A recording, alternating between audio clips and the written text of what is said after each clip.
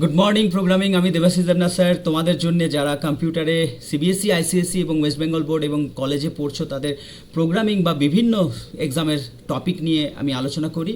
এবং offline class করলে অবশ্যই দুর্গাপুরের আমাদের সেন্টারে চলে আসবে, অনলাইন ক্লাস করলে অবশ্যই আমাকে যোগাযোগ করবে আমার হোয়াটসঅ্যাপে। আমাদের আজকের ক্লাস হচ্ছে গোলসিক।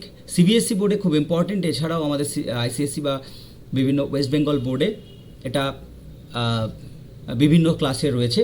তো গোলসিক দিয়ে কি করি সেটা আগে একটু বলি। গোলসিক দিয়ে জেনারেলি কোনো একটা রেজাল্ট আমাদেরকে অ্যাচিভ করতে হবে। তো সেই রেজাল্টটা পেতে গেলে আমাদের কোনো একটি ইনপুট ফিল্ডে কি চেঞ্জ হতে পারে, সেটা বাড়তে পারে বা কমতে পারে, সেটা কন্ডিশন ওয়াইজ। সেটা করতে গেলে ইনপুট ফিক্সড, অর্থাৎ রেজাল্ট ফিক্সড। সেই রেজাল্টটাকে আনতে গেলে আমাকে ইনপুট ডেটাতে কী কী পরিবর্তন সম্ভব, কতটা পরিবর্তন করতে হবে, সেটাকে বার করার জন্য গোলসিক ইউজ করা হয়। এবার বলবে যে স্যার সলভার শিখিয়েছেন, তাহলে গোলসিকটা কি হোয়াট ইফ অ্যানালিসিসের মধ্যে পড়ে? তো সলভারের কাজ হচ্ছে যে মাল্টিপল ইনপুটকে চেঞ্জ করা যাবে। আমরা ম্যাক্সিমাম প্রফিট, মিনিমাম প্রফিট বা মিনিমাম কস্টিং, এইগুলোকে বার করার জন্য ইউজ করছি আমরা সলভার। কিন্তু গোলসিক একটা মাত্র, মানে গোলসিক অনেক সিম্পল। গোলসিক একটা মাত্র ভ্যালু, ইনপুট ভ্যালুকে চেঞ্জ করে রেজাল্টটাকে, নির্দিষ্ট রেজাল্টটাকে পাওয়ার জন্য আমরা গোলসিক ইউজ করি। সাপোজ একটা এক্সাম্পল দিই। আমরা এখানে যে মার্কসটা নিয়েছি সেটা হচ্ছে স্টুডেন্ট, যে এক্সাম্পলটা নিয়েছি সেটা হচ্ছে স্টুডেন্টের এক্সাম্পল। একজন স্টুডেন্ট, সে টেস্ট পরীক্ষা দিয়েছে। সেই টেস্ট পরীক্ষায় সে যে রেজাল্টটা করেছে প্রত্যেকটা সাবজেক্টে, সেটা সে অ্যানালিসিস করছে এবং সে দেখছে যে তার বোর্ডে রেজাল্ট করা উচিত হচ্ছে একটা 400 সামথিং কিছু একটা রেজাল্ট। তাতে সে কী কোন সাবজেক্টটাতে সে আর একটু বাড়িয়ে নিলে এই মার্কসটা তার আসতে পারে, নির্দিষ্ট মার্কস সে পেতে পারে। তো সেটা নিয়ে আমি আসবো, কিন্তু তার আগে গোলসিক কোথায় বেশি প্রয়োজন হয় সেটা আমরা জানি। গোলসিক এই যে স্টুডেন্টের মার্কসের ক্ষেত্রে এক্সাম্পল দিয়ে বোঝানোর জন্য খুব সুবিধে, কিন্তু খুব বেশি যেটা প্র্যাকটিক্যালি গোলসিক ইউজ করা হয় যারা মার্কেটিংয়ে কাজ করে, যাদের একটা মান্থের শেষে বা বছরের শেষে টার্গেট অ্যাচিভ করতে হয়, তাদের ক্ষেত্রে টার্গেটটা ফিক্স থাকে, কিন্তু তারা যে সেল করেছে, সেল আউট হয়েছে তাদের কাছ থেকে, সেই সেলটাকে আর কত করতে হবে মার্চের মধ্যে, তাহলে তারা এই টার্গেটটাকে অ্যাচিভ করতে পারবে, বা তারা বোনাস কিছু পাবে, বা তারা গিফট পাবে, বা তারা কোনো গিফট ট্যুর পেতে পারে। এই টার্গেটটাকে অ্যাচিভ করতে গেলে তাকে আর কত সেল করতে হবে, কোন প্রোডাক্ট সেল করতে হবে, এইটাকে বের করার জন্যে জেনারেলি খুব বেশি ব্যবহার হয় গোলসিক। তো যাই হোক, স্টুডেন্টসরা লিঙ্ক করতে পারবে বলে আমি একটা এক্সাম্পল নিয়েছি। আগে তোমরা এক্সাম্পলটা বুঝো, তারপরে তোমরা কোনো কোয়েশ্চেন থাকলে আমাকে বলবে।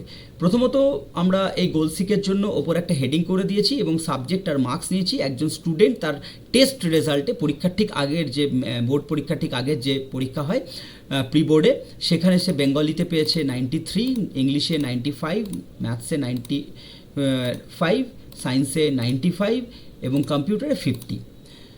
এবার তার ব্যাপার হচ্ছে সে খুব ভালো স্টুডেন্ট, সে বাকি যে রেজাল্টটা করেছে সে মনে করছে যে এই রেজাল্টটা তার জন্য একদম ঠিক আছে তার অ্যানালিসিসে, এবং সে চাইছে যে এই রেজাল্টটাই সে বোর্ডে করতে পারবে এবং তার থেকে বেশি পেলে ভালো, না পেলেও এটা ঠিক আছে। কিন্তু তার টোটালটায় কমে গেছে, সে টোটালটায় চাইছে যে 420 না 470 মিনিমাম তাকে পেতে হবে, এটা তার টার্গেট।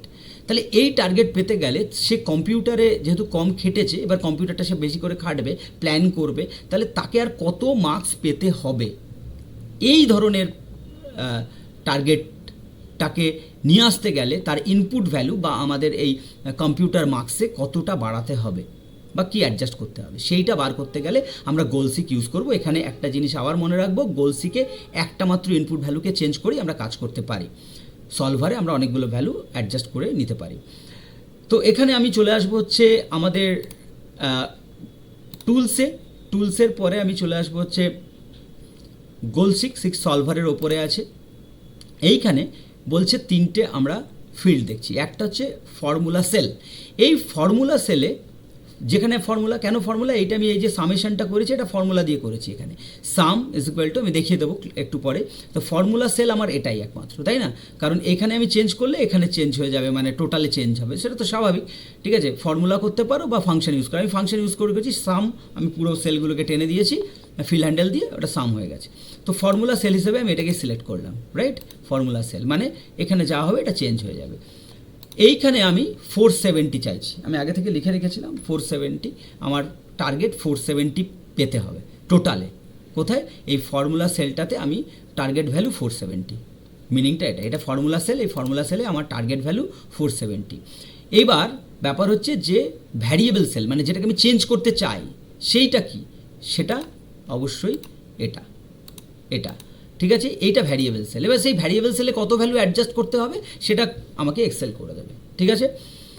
তাহলে আমি এখানে আমাদের হয়ে গেছে ফর্মুলা সেলে এটা, ফর্মুলা সেল এটা, এটা আমাদের সেই ফর্মুলার টার্গেট ভ্যালু।